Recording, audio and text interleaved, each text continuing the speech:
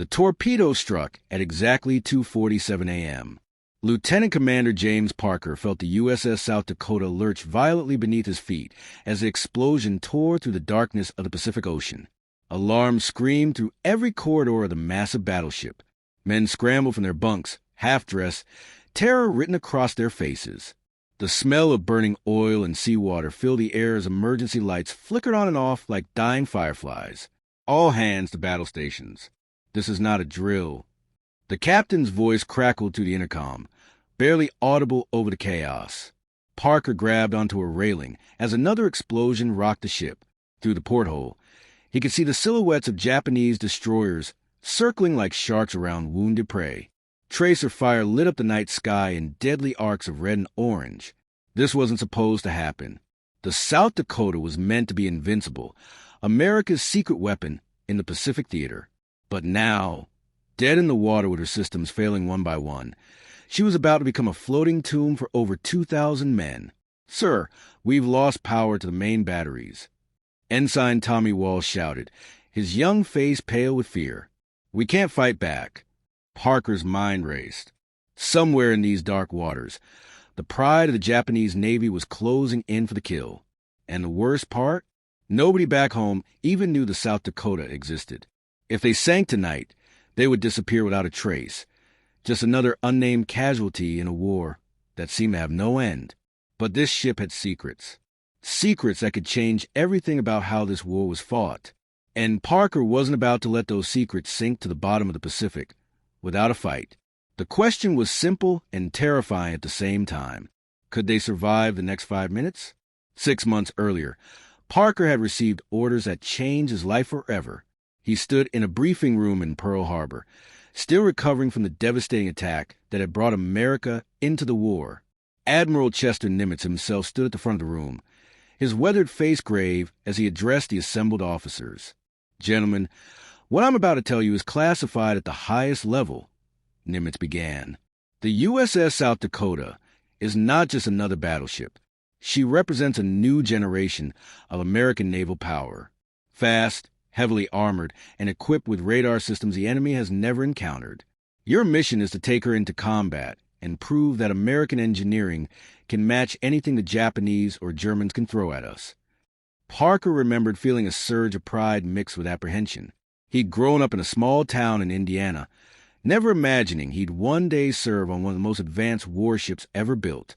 His father had been a factory worker, his mother a schoolteacher. They'd sacrificed everything to send him to the Naval Academy, believing in the American dream that hard work and determination could take you anywhere. Now here he was, being entrusted with a vessel that cost more than his entire hometown's annual budget multiplied 1,000 times over. The South Dakota's construction had been shrouded in secrecy. While newspapers celebrated the older battleships like the USS Arizona and USS Oklahoma, the South Dakota was being built in a shipyard under tight security. Engineers worked around the clock, incorporating lessons learned from British encounters with German battleships in the Atlantic. She was shorter than the older battleships, but packed more punch. Her anti-aircraft batteries were revolutionary, designed to shoot down the waves of enemy planes that had proven so devastating at Pearl Harbor. Captain Thomas Gatch, the ship's commanding officer, was a legend in the Navy. Tough as nails of fare, he ran the South Dakota like a well-oiled machine. Parker learned more about leadership in his first month under Gatch than he had in 4 years at the Academy. A battleship isn't just steel and guns, Gatch told him one evening as they stood on the bridge watching the sun set over the Pacific. She's 2,000 men working as one. Every sailor from the lowest seaman to the highest officer has to trust each other completely. That's what makes us strong. That's what will keep us alive. The crew came from everywhere. There was Bobby Martinez from Texas, a gunner's mate who could strip and reassemble a 5-inch gun faster than anyone Parker had ever seen. Willie Johnson from Georgia worked in the engine room, his hands permanently stained with grease, but his smile always bright. Danny O'Brien from Boston served as a radio operator, his quick wit keeping spirits high during the long, tense hours of patrol. These weren't just sailors. They were brothers. The South Dakota's first real test came during the Guadalcanal campaign.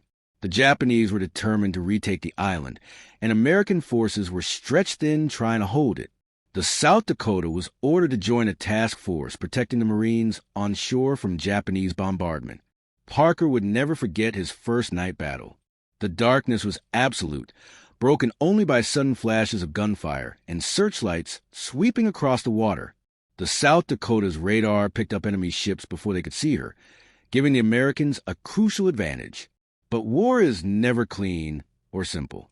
Have you ever wondered what it feels like to know that any second could be your last? That's what naval warfare is really about. Not the glory you see in the movies, but the constant, grinding tension of knowing that a single mistake could send you and everyone you care about to the bottom of the ocean. If you're finding this story as gripping as we intended, do us a favor and hit that subscribe button. Stories like these need to be remembered and shared. This is history that deserves to be told. And speaking of sharing, drop a comment below and let us know where in the world you're watching this from. Are you in New York? London? Tokyo? We'd love to hear from you. But back to that night in the Pacific, because what happened next would test every man aboard the South Dakota in ways they never imagined. The Japanese battleship Kirishima emerged from the darkness like a monster from the deep. The Kirishima was a beast. At over 30,000 tons, she was one of Japan's most powerful warships, with guns that could tear through steel like paper. Her crew was experienced, battle-hardened from campaigns across the Pacific. And now, on this moonless night off Guadalcanal, she had the South Dakota directly in her sights. Enemy battleship bearing 270 degrees, the radar operator shouted. Range 12,000 yards and closing. Captain Gatch's voice cut through the tension like a knife. All batteries, prepare to fire on my command. Engineering, I need every ounce of speed you can give me. Parker stood at his station, watching the tactical display with his heart hammering in his chest. This was it, the moment every naval officer both dreamed of and dreaded. A straight-up fight between two massive warships, the kind of battle that decided the fate of nations. The South Dakota's main guns, 9 16-inch rifles capable of hurling shells the size of small cars, swiveled toward the enemy. The entire ship vibrated with barely contained power. Around them, smaller American cruisers and destroyers maneuvered frantically, trying to support the battleship while avoiding the crossfire. Fire! Gatch commanded. The world exploded. The South Dakota's broadside lit up the night like a second sun. The concussion from the guns was so powerful that Parker felt it in his bones. The shells screamed through the darkness, and seconds later, massive geysers of water erupted around the Kirishima as some shots fell short. But the Japanese weren't backing down. The Kirishima's guns roared in response, and suddenly the ocean around the South Dakota was full of deadly splashes. One shell struck the forward deck, exploding with a sound like the end of the world. Metal shards flew in every direction. Parker heard screaming from below decks. Damage report. Gatch demanded. Forward gun turret 2 is out of action, sir. We have casualties. Parker grabbed the phone. To sick bay. Doc, what's your situation down there? Dr. Samuel Green's voice came back strained. We got 15 men down, Parker. 3 critical. I need more hands immediately. This was the reality of naval combat that nobody talked about. Young men, barely out of high school, bleeding and dying in the steel belly of a warship while the battle raged above them. Bobby Martinez, the gunner from Texas, was one of the casualties. Parker had shared coffee with him just that morning, listening to Bobby talk about his kid sister back home and how he couldn't wait to see her again. The South Dakota fired again. This time, through his binoculars, Parker saw the shells hit home. Orange flames erupted along the Kirishima's superstructure. A cheer went up from the crew, but Gatch silenced it immediately. Stay focused. This isn't over. He was right. The Kirishima, though damaged, was still fighting. Her guns continued to pound away at the American task force. Another shell struck the South Dakota, this time hitting the aft section. The ship shuddered violently. Lights flickered across the bridge. Sir, we're taking on water in compartments 7 and 8, the damage control officer reported. Engineering is working to seal the breaches, but it's bad. Willie Johnson, the engine room sailor from Georgia, was down there somewhere in the darkness and flooding water, fighting to keep the ship alive. Parker thought about all the men below decks who couldn't see what was happening, who had to trust that their officers would make the right decisions while they worked blind in the mechanical heart of the ship. The battle raged for 42 minutes. 42 minutes that felt like 42 hours. The South Dakota and her escorts poured everything they had into the Japanese formation. Other enemy ships, including destroyers and cruisers, joined the fight. The ocean became a maze of tracer fire, searchlights, and explosions. Ships on both sides were hit. Men on both sides died. Then, finally, the Kirishima began to list. The South Dakota's guns had found their mark repeatedly, and the Japanese battleship was mortally wounded. Her crew, those who could, began abandoning ship. Within hours, she would slip beneath the waves, taking hundreds of her crew with her. But the South Dakota had paid a price too. 42 men were dead. Over 100 were wounded. The ship herself had taken significant damage. As dawn broke over the Pacific, revealing the full extent of the carnage, Parker stood on deck and looked at the blood-stained metal, the twisted railings, the scorched paint. This was their victory. But it felt nothing like he'd imagined. Captain Gatch assembled the crew on deck as the South Dakota limped toward port for repairs. His face was drawn, aged 10 years by the night's events. "Men," he said, his voice carrying across the assembled sailors, "you fought with courage and honor. You've proven that the South Dakota is more than just a ship. She's a symbol of what Americans can accomplish when we stand together. The Japanese thought they could push us around. Tonight, we showed them differently." The crew cheered, but it was a subdued sound. Everyone was thinking about the empty bunks, the friends who wouldn't be coming back. During the weeks of repairs, Parker got to know the civilian dock workers who swarmed over the South Dakota. There was old Frank Wilson, a welder who'd been building ships since before the First World War. Frank's son was serving on a destroyer somewhere in the Atlantic, and he poured all his worry and love into his work, making sure every weld was perfect, every repair solid. "You boys are doing important work out there," Frank told Parker one afternoon, his weathered hands wrapped around a cup of coffee. "My generation failed to stop this madness before it started. Now it's up to you young folks to finish it. Make it count." Parker thought about Frank's words often. Make it count. Every battle, every life lost, every moment of terror had to mean something. The South Dakota and her crew weren't fighting for abstract concepts or political ideologies. They were fighting so that Bobby Martinez's little sister could grow up in a free country, so that Willie Johnson could go back to Georgia and start the mechanic shop he'd always dreamed about, so that kids like Danny O'Brien's nephew could play baseball in Boston without fear. The ship was repaired faster than anyone expected. American industry, once it got rolling, was an unstoppable force. Factory workers, many of them women who'd never worked outside the home before, were building ships and planes and weapons at a pace that astounded the world. The South Dakota was just one part of a massive war machine, but she was an important part. As they prepared to return to combat, Parker received a letter from home. His mother's handwriting, always so neat and careful, told him about life in Indiana. The victory gardens everyone was planting, the scrap metal drives, the gold stars appearing in windows, marking homes that had lost sons or fathers or brothers to the war. She didn't mention it, but Parker knew his own mother kept a blue star in their window, signaling that her son was in service. She prayed every night it wouldn't be replaced with gold. The South Dakota's next assignment would take her into even more dangerous waters. Intelligence reports suggested that the Japanese were planning a major offensive. Every available American ship was being deployed to counter it. The South Dakota would be at the center of the action. On the night before they shipped out, Parker stood on deck alone, looking up at the stars. The same stars had shone over Indiana, over his parents' house, over every home in America where families waited and worried. He made himself a promise. Whatever happened out there in the Pacific, he would make sure the South Dakota's story was told.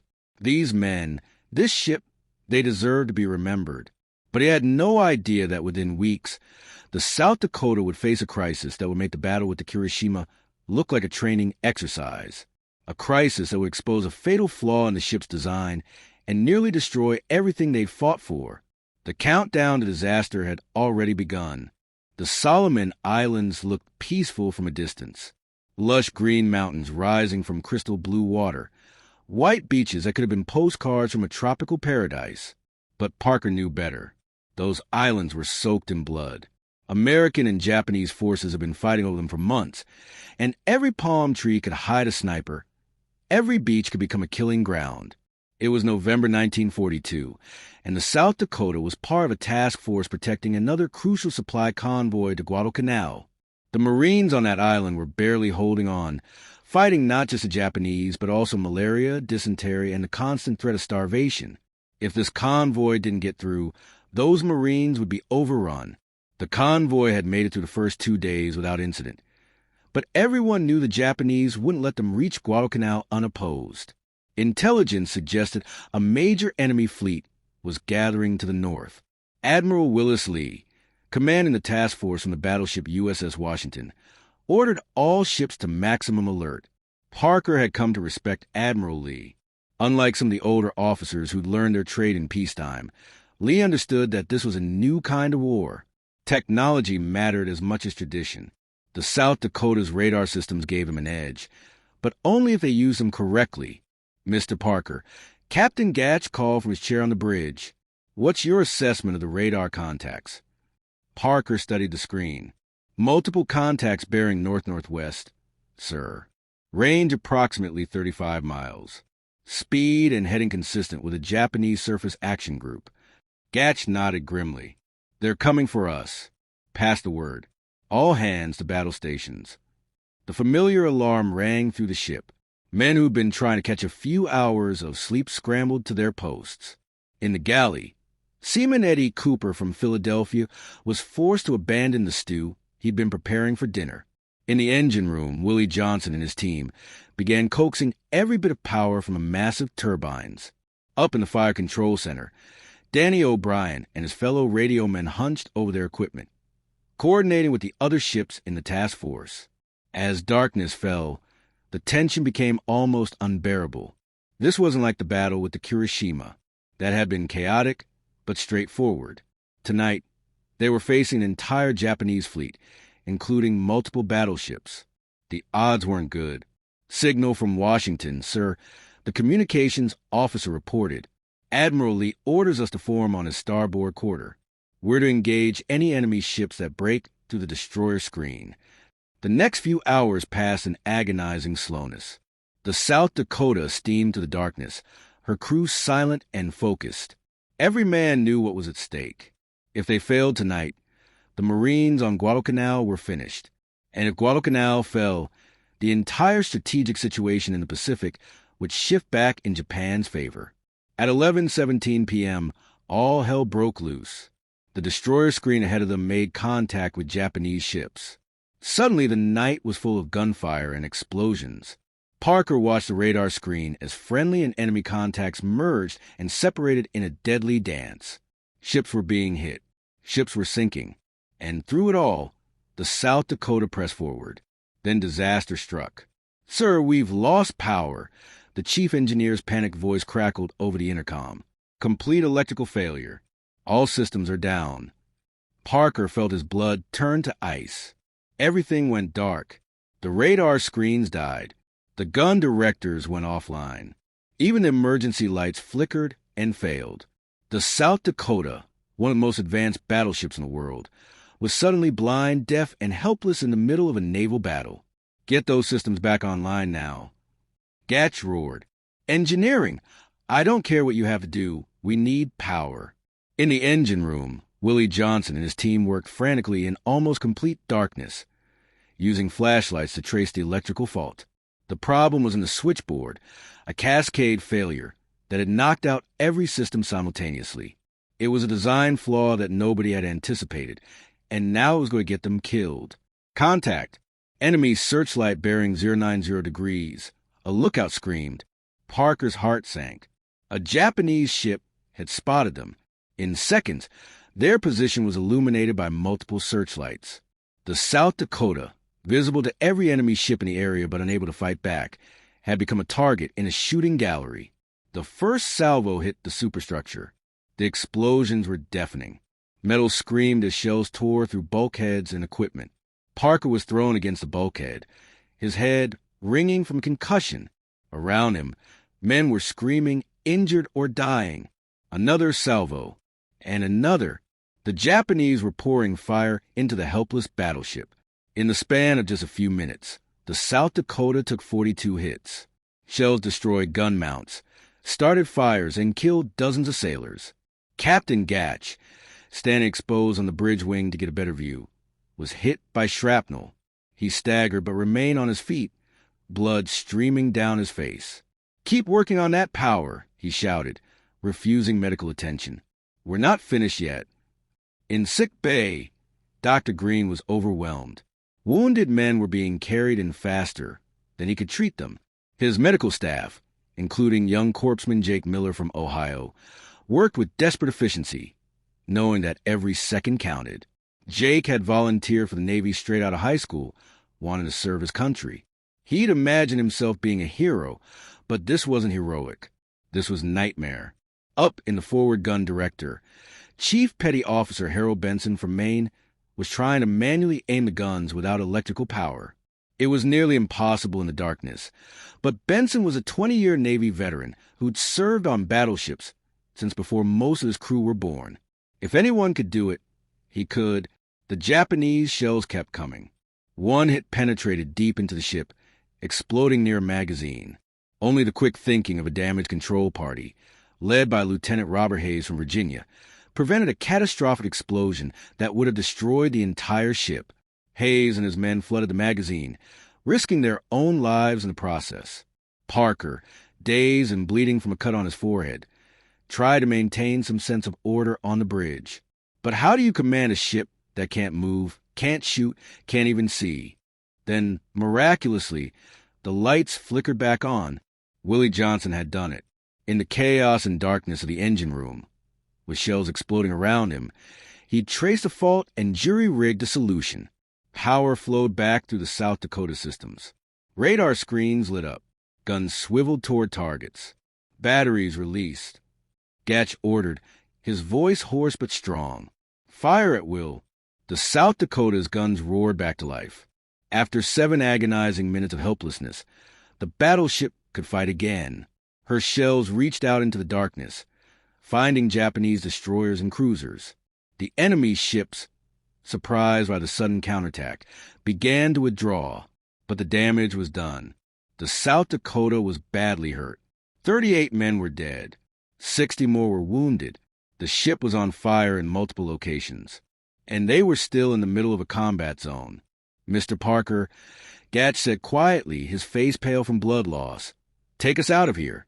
Head for Noumea at best possible speed." As the South Dakota limped away from the battle, Parker looked back at the chaos they were leaving behind. The USS Washington had continued fighting, eventually sinking the Japanese battleship Kurishima's sister ship. The convoy would get through. The Marines would survive. But at what cost? This is the part of history they don't always tell you about. The battles won by sheer determination and luck, where victory and disaster are separated by seconds and split-second decisions. Think about it. What would you have done in Captain Gatch's position, commanding a defenseless ship under fire? Would you have surrendered, abandoned ship, or stood your ground and prayed for a miracle? Drop your thoughts in the comments below. We really want to hear what you think about these impossible choices that real people had to make. And if this story is keeping you on the edge of your seat, hit that like button and share this video with someone who loves history. These stories matter. These heroes deserve to be remembered because the South Dakota's war was far from over. And what came next would test not just the ship's capabilities, but the very soul of every man who served aboard her. The harbor at Noumea looked like a shipyard from hell. Dozens of damaged vessels crowded the anchorage, each one bearing the scars of battle. The South Dakota limped in among them, trailing oil and listing slightly to port. As they dropped anchor, Parker could see the shocked faces of sailors on other ships staring at the massive battleship's battered hull. The damage was worse than anyone had initially thought. Over 200 shell holes riddled the superstructure. 3 of the main gun turrets were damaged. The radar equipment that had given them such an advantage was destroyed. Entire sections of the ship were uninhabitable, sealed off because of fire damage or structural failure. But the worst damage wasn't to the ship. It was to the men. Parker attended the memorial service for the 38 sailors who died in the battle. Captain Gatch, his head wrapped in bandages, stood before the assembled crew and read each name aloud. Bobby Martinez. Seaman First Class James Thompson from Missouri. Gunner's Mate William Bradford from Tennessee. On and on, a litany of young lives cut short. These men died doing their duty, Gatch said, his voice cracking slightly. They died protecting their brothers, protecting the Marines on Guadalcanal, protecting everything we hold dear. We honor them by continuing the fight, by making sure their sacrifice meant something. After the service, Parker found Willie Johnson sitting alone by the rail, staring out at the water. The Georgia mechanic looked exhausted, his usual bright smile nowhere to be seen. "You saved the ship, Willie," Parker said, sitting down beside him. "If you hadn't gotten the power back online when you did, we'd all be at the bottom of the ocean right now." Willie shook his head. "I was just doing my job, sir, but I keep thinking about the boys who didn't make it. Thompson was standing right next to me when we lost power. Right next to me? 5 minutes later, he was dead. Why him and not me? What makes my life worth more than his?" Parker didn't have an answer. Nobody did. That was the arbitrary cruelty of war. You could be the bravest, most skilled sailor in the fleet and still die to a random shell. Or you could be a scared kid in his first battle and somehow survive. The repairs at Noumea took 3 weeks. Navy engineers swarmed over to South Dakota, working around the clock to get her battle ready again. But there were problems that couldn't be fixed with welding torches and new steel plates. The electrical failure that had nearly destroyed them was a fundamental design flaw. The South Dakota-class battleships had a single point of failure in their electrical systems. One in the wrong place, and the entire ship went dark. The Navy had known about this vulnerability in theory, but the South Dakota was the first ship to experience it in actual combat. They're calling it the South Dakota's Achilles heel. Lieutenant Hayes told Parker over coffee in the wardroom. Every ship in the class has the same weakness. The brass are scrambling to figure out how to fix it without completely rebuilding every vessel. Parker felt a surge of anger. So we're sailing around with a known fatal flaw? How many more men have to die before they fix this? Hayes shrugged helplessly. "Welcome to wartime, Parker. We fight with what we have, not what we wish we had." But the Navy did make some changes. Additional backup systems were installed. Redundant power lines were run throughout the ship. It wasn't perfect, but it was better than before. The South Dakota would be harder to blind a second time.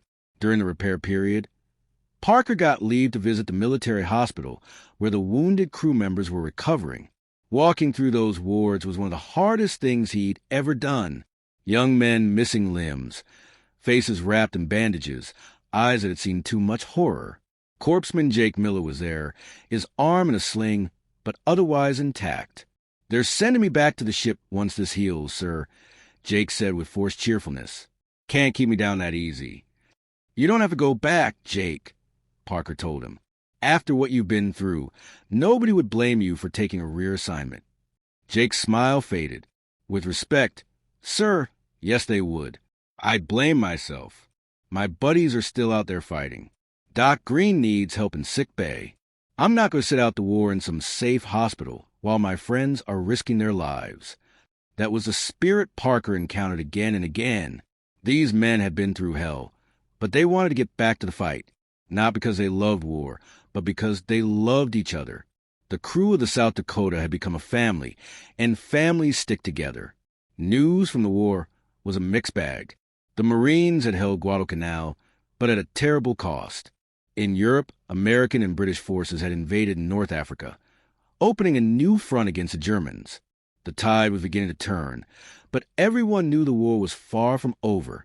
Captain Gatch recovered from his wounds and was promoted to Rear Admiral, a recognition of his heroic leadership during the battle.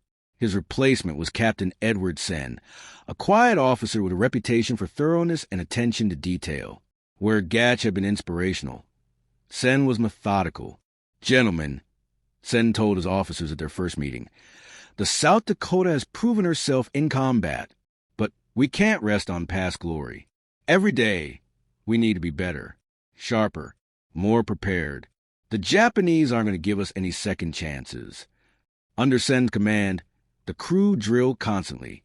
Damage control exercises, gunnery practice, emergency procedures for every conceivable scenario. Some of the men grumbled about the intensity, but Parker understood what Sen was doing. He was making sure that when disaster struck again, and it would, they'd be ready. The South Dakota also got a new addition to her crew, war correspondents.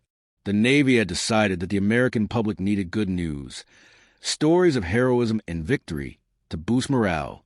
The South Dakota, despite her damage, was being positioned as a symbol of American resilience. Robert Trumbull, a reporter from the Associated Press, came aboard with a photographer.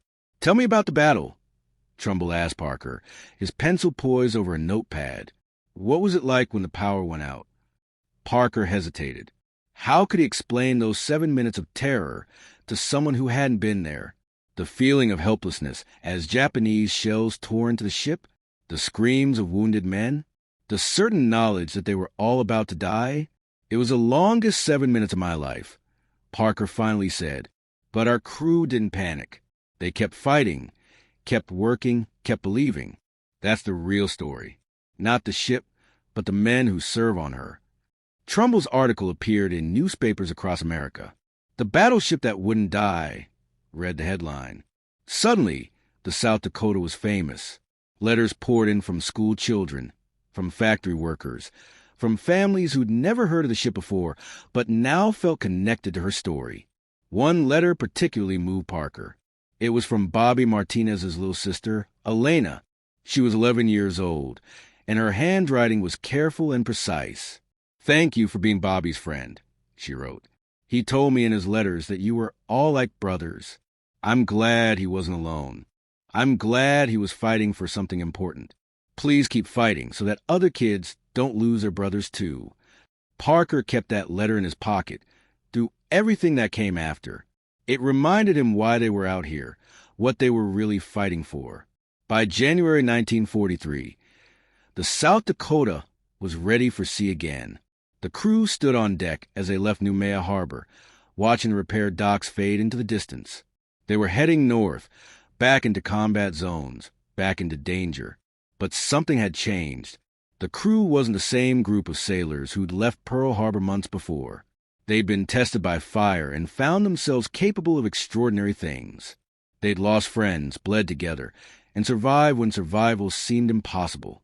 All ahead, full. Captain sent order from a bridge.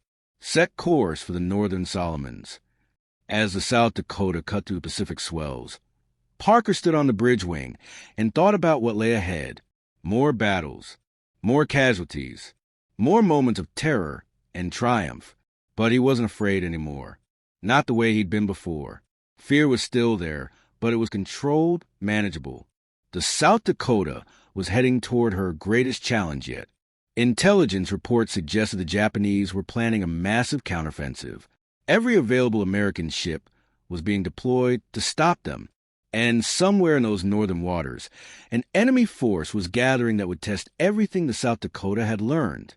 What none of them knew was that this next battle would involve not just a ship, but a moral choice that would haunt some of them for the rest of their lives. A decision that had no right answer, only degrees of wrong. The storm was coming, and this time, it wouldn't just be about surviving. It would be about what kind of men they wanted to be when the killing finally stopped. The island of Bougainville rose from the ocean like a green fortress, its volcanic peaks shrouded in mist. It was February 1943, and the South Dakota was part of a carrier task force striking at Japanese positions throughout the Solomon Islands chain. The strategy was simple. Keep pushing north, taking one island after another, until they reached Japan itself. But strategy looked different when you were the one doing the fighting. Parker stood on the bridge as waves of American aircraft launched from the carriers nearby. The South Dakota's job was to provide anti-aircraft protection for the vulnerable carriers. If Japanese bombers got through, those carriers would burn like the ones that had been lost at Coral Sea and Midway. "Bogies inbound!" The radar operator suddenly shouted. "Bearing 345 degrees. Range 40 miles, multiple contacts." Captain Sen's response was immediate. "Sound general quarters. All anti-aircraft batteries prepare for air attack." The South Dakota's revolutionary anti-aircraft system came alive. Dozens of guns, from massive 5-inch batteries to smaller 40mm and 20mm weapons, swiveled toward the threat. Gun crews scrambled to their positions. Below decks, men secured hatches and prepared for the worst. Through his binoculars, Parker could see them coming. Japanese bombers, perhaps 30 or 40 aircraft, flying in tight formation. They were heading straight for the carriers, and the South Dakota stood in their path. "Commence firing," Sen ordered. The South Dakota erupted in a symphony of destruction. The 5-inch guns barked in steady rhythm, their shells exploding in black puffs among the enemy formation. The smaller guns added their chatter, creating a wall of steel in the sky. Spent shell casings rained down on the deck, clattering like deadly hail. Parker watched as the first Japanese bomber exploded, torn apart by American fire. Then another, and another. The South Dakota's gunners were good veterans now, and they were proving why the ship had been built. But the Japanese kept coming. These weren't green pilots. They were experienced aviators, many of them survivors of Pearl Harbor and other early victories. They knew how to attack a battleship. One bomber broke through defensive fire, diving straight at the South Dakota. Its torpedo hung beneath the fuselage like a deadly egg. Parker could see the pilot's face, could see him lining up his shot with grim determination. Chief Benson's forward gun crew tracked the bomber, their 40mm guns spitting fire. The pilot held his course, refusing to be deterred. Then, at the last possible second, the American fire found its mark. The bomber's wings sheared off, and the aircraft cartwheeled into the ocean just 200 yards from the ship. The torpedo exploded harmlessly in the water, sending up a massive geyser. "Good shooting," Sen called out. "Stay sharp, they're not finished." The battle raged for 23 minutes. The South Dakota's guns never stopped firing. On the deck, sailors manning the smaller guns were exposed to the elements, watching death approach in the sky with nothing but thin steel shields between them and oblivion. Seaman Eddie Cooper, the cook from Philadelphia who'd been cross-trained on the anti-aircraft guns, stood at his position as bombs fell around the ship. Later, he'd tell Parker that he was terrified every single second, but his hands kept loading ammunition, kept feeding the gun, because that's what his training demanded and what his crewmates needed. When the Japanese finally withdrew, 8 of their bombers had been shot down. The carriers were safe, their aircraft returning from their own strike missions. The South Dakota's decks were littered with shell casings, and her guns were hot enough to boil water, but she hadn't taken a single hit. "Well done, men," Captain Sen announced over the intercom. "The enemy came at us with everything they had, and we threw them back. Tonight, thanks to your efforts, hundreds of carrier pilots are alive who might otherwise be dead. You should be proud." But pride was complicated. Parker looked at the ocean where the 8 Japanese bombers had crashed. Each one carried a crew of 2 or 3 men. Young men, probably with families and dreams of their own. The enemy, yes, but human beings nonetheless. Willie Johnson found Parker later that evening. "You okay, sir? You look troubled." Parker sighed. "Just thinking, Willie. We're getting good at killing. Really good. But what happens when the war ends? What happens when we go home and have to remember all this?" Willie was quiet for a moment. "My daddy fought in the First World War. He never talked about it much, but I remember one thing he said. He told me that war doesn't make you a bad person for doing necessary things.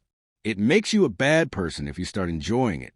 As long as we remember that every enemy pilot we shoot down is somebody's son, somebody's brother, we'll be okay." The task force continued north, striking at Japanese bases throughout the region. The South Dakota proved her worth again and again, shooting down enemy aircraft, bombarding shore positions, and protecting the carriers that were the real striking power of the American fleet. But then came orders that troubled Parker more than any battle had. The The South Dakota was to join a surface action group intercepting a Japanese convoy. Intelligence had confirmed that the convoy was carrying supplies to isolated Japanese garrisons, standard military targets. But the intelligence also suggested that some of the transport ships might be carrying wounded Japanese soldiers being evacuated from forward positions. "Our orders are clear," Captain Sen told his officers in the wardroom. "Sink the convoy. All of it. No exceptions."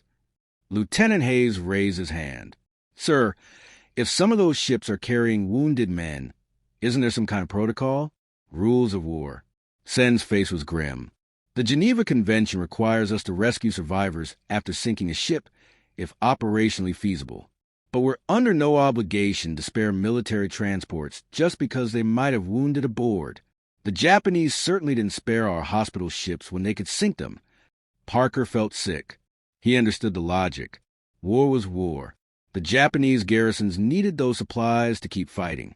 Every ton of food and ammunition that reached them meant more dead Americans later. But the thought of deliberately targeting ships full of wounded men made his stomach turn. "Are there any questions?" Sen asked. The wardroom was silent. That night, Parker couldn't sleep. He kept thinking about Elena Martinez's letter.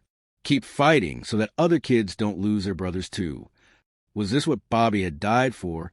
So that America could become efficient killers who didn't ask questions about the morality of their orders? But the alternative was worse, wasn't it? If they showed mercy to this convoy, those supplies would strengthen enemy positions. More Americans would die in future battles. Maybe Willie Johnson. Maybe Danny O'Brien. Maybe some kid who just arrived on the ship, fresh from training, who trusted that his officers would make the right decisions to keep him alive. There were no good choices in war, only varying degrees of terrible ones. Have you ever had to make a decision where every option felt wrong? Where doing your duty conflicted with your conscience? That's what real war is like.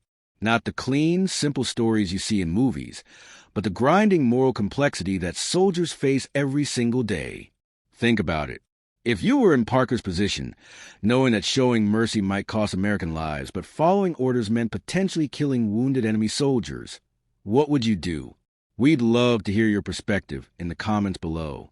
And if this story is making you think about history in a new way, hit that subscribe button and turn on notifications. We're telling the stories that textbooks leave out, the human reality behind the headlines. Share this with someone who needs to understand what real sacrifice looks like. The South Dakota steamed through the night toward the intercept point. In a few hours, they would engage the Japanese convoy. Parker stood his watch on the bridge, staring into the darkness, wondering what kind of man he would be when the sun rose again. War, he was learning, didn't just test your courage. It tested your soul. The Japanese convoy appeared on radar just after dawn. 6 transport ships escorted by 3 destroyers, moving slowly through the waters northeast of Bougainville. The South Dakota, along with 2 American cruisers and 4 destroyers, closed in from the south, trapping the enemy against the coast. Parker watched through binoculars as the Japanese destroyers turned to face them, laying down a smokescreen to protect the transports. It was a brave but futile gesture. They were outnumbered and outgunned. All batteries, target the enemy destroyers first, Captain Sen ordered. Once they're neutralized, we'll deal with the transports. The South Dakota's main gun spoke, and the battle was joined. The first Japanese destroyer took multiple hits almost immediately, her thin armor no match for 16-inch shells.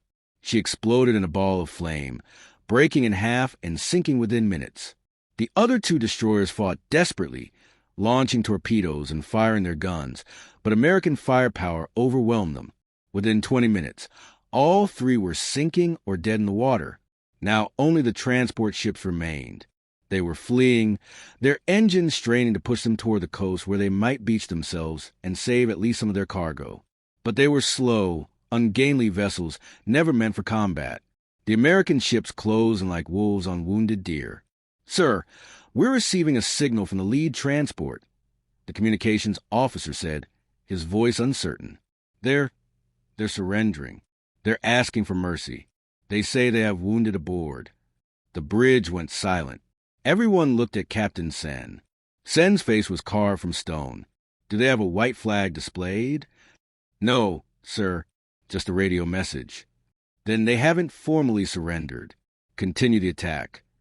Parker felt his stomach clench. Sir, if they're asking for mercy. Mr. Parker, Sen cut him off, his voice sharp. I don't like this any more than you do, but our orders are clear, and I will not risk American lives on a potential ruse. The Japanese have used false surrenders before. We sink those transports. The South Dakota's guns roared again. The first transport took a direct hit amidships, and Parker watched through his binoculars as the ship began to list. Through the smoke and flames, he could see figures on deck, some of them moving, some not. Were they soldiers who could fight again? Or were they wounded men who'd never hold a rifle? He would never know. The second transport tried to ram itself on the beach, but American shells found her before she could reach shallow water. She settled slowly, her back broken, her decks awash with the Pacific. By the time the firing stopped, all 6 transports were sinking or sunk. The ocean was covered with debris and oil, and in that oil, figures were swimming, calling out, clinging to wreckage. Sir, Lieutenant Hayes said quietly, there are survivors in the water, hundreds of them. Sen stared at the scene through his binoculars for a long moment. We don't have the capacity to take prisoners, he finally said, and we can't leave them for rescue. They'd be back fighting us within weeks. He paused, and Parker could see the struggle on his captain's face. But we're not going to fire on men in the water. That's where I draw the line. We leave them. Let the ocean decide their fate. It was a compromise that satisfied nobody and damned everyone. The American ships turned away, leaving the Japanese survivors to swim for the distant shore or drown trying. Most wouldn't make it. Parker knew that. They all knew that.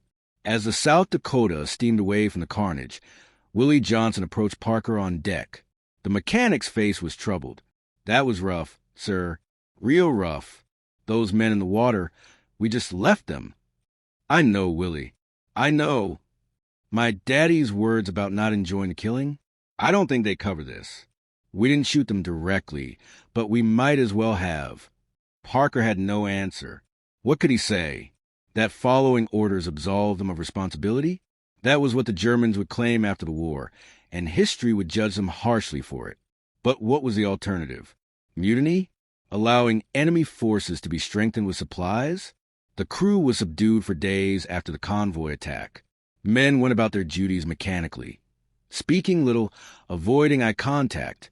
Even the usual card games and storytelling sessions in the crew quarters were muted. Something had changed. Some line had been crossed. Dr. Green noticed it too. I'm seeing more men in sick bay with what they're calling combat fatigue, he told Parker. They're not physically injured, but they're not right either. Nightmares. Inability to sleep. One kid asked me if he was going to hell for what we did. What did you tell him? Green sighed. I told him I didn't know. I'm a doctor, not a priest. But between you and me, Parker, I'm asking myself the same questions. The Navy sent a chaplain to speak with the crew. Commander Thomas Riley, a Methodist minister from Iowa who'd volunteered for military service. Riley held services, but he also just talked with the men, listened to their fears and doubts. War creates impossible situations, Riley told Parker during one of their conversations. The Bible says thou shalt not kill, but also talks about just war, about defending the innocent. You men are caught between those imperatives. All I can tell you is that God judges the heart. If you acted out of sincere belief that you were protecting American lives, then you can hold your head up. But what if we're lying to ourselves, Chaplain? What if we're just finding excuses for becoming killers? Riley looked at him with tired, understanding eyes. That's the question that separates good men from bad ones, Parker. The fact that you're asking it means you haven't lost your soul yet. Hold on to that doubt. It's what makes you human. The South Dakota received orders to return to Pearl Harbor for maintenance and resupply. The crew was exhausted, physically and emotionally. They needed rest, needed time away from the constant stress of combat operations. The voyage back took 2 weeks, and the crew slowly began to recover their spirits. Danny O'Brien organized a talent show that raised some laughs. Eddie Cooper cooked a special meal with the limited supplies available. Small moments of normalcy that reminded them they were still human beings, not just weapons of war. When they reached Pearl Harbor, the contrast with their departure months earlier was striking. The harbor had been rebuilt, new ships filled the anchorage, and there was a sense of purpose and determination that had replaced the shock and grief of the attack. Parker got a letter from his mother. His father had taken a job at a defense plant, working 12-hour shifts making artillery shells. His mother was volunteering with the Red Cross, rolling bandages and organizing care packages for soldiers overseas. The entire country had mobilized for war, and everyone was doing their part. "We're so proud of you, James," his mother wrote. "The newspapers say the South Dakota has shot down over 30 enemy planes. You're protecting our boys, keeping them safe. Your father says to tell you that what you're doing matters. Don't lose sight of that." But Parker couldn't shake the image of those Japanese sailors in the water, watching their executioners sail away. That mattered too, didn't it? The fact that they'd chosen mercy for the ship, but not for the men in the water. The arbitrary line between honorable warfare and murder. During their week in Pearl Harbor, Parker ran into an old academy classmate, Lieutenant Michael Chun, who was serving on a submarine. They met at a bar near the harbor, and after a few drinks, the conversation turned serious. "We're doing terrible things out there," Chun said quietly. "My boat sinks Japanese merchantmen regularly. We don't surface to pick up survivors. We can't. It would expose us to counterattack. So we just leave them to drown. Civilian sailors, most of them. Just guys try to earn a living who got caught up in this war." "How do you deal with it?" Parker asked. Chin shrugged. "I remind myself that those merchant ships are carrying supplies that keep the Japanese war machine running. Every ship we sink shortens a war, saves Allied lives. But yeah, sometimes I wake up at 300 seeing faces in the water." He paused. "The thing is, Parker, I think we're supposed to feel bad about it. The day we stop feeling bad is the day we become monsters." The South Dakota's week of rest ended too quickly. New orders came through. They were to join a task force heading for the Central Pacific. American strategy was shifting. Instead of slowly working up through the Solomon Islands, they were going to make bold strikes directly at Japanese-held islands. The next target was the Gilbert Islands, specifically a small atoll called Tarawa. Intelligence suggested Tarawa would be heavily defended. The Japanese had learned from their earlier defeats and were fortifying their positions with concrete bunkers, extensive minefields, and massive artillery. The invasion would be costly. As the South Dakota left Pearl Harbor, Captain Sen assembled the crew. "Men, we're heading into what may be the toughest fight of this war. The Marines are going to assault Tarawa, and our job is to bombard the island before they land, to knock out as many Japanese defenses as possible.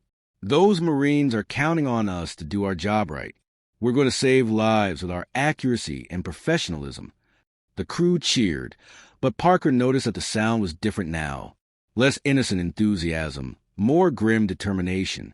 They were veterans now, hardened by combat and moral complexity. They knew what war really cost. As the South Dakota steamed toward Tarawa, Parker stood on deck and watched dolphins play in the ship's wake. They were so carefree, so innocent, completely unaware of the human drama unfolding around them. He envied them their simplicity. The battle for Tarawa would be one of the bloodiest operations in Marine Corps history, and the South Dakota would be right there in the thick of it, her guns thundering, her crew fighting to give the Marines every possible advantage. But more than that, Tarawa would force Parker and the crew to confront a final question. When does duty end and humanity begin? And can you be a good person while fighting in a war that demands terrible things? The answers would come soon enough, and they would be written in blood on the coral beaches of a tiny island most Americans had never heard of. Subscribe now and watch out for the concluding part of the story. Thank you for listening.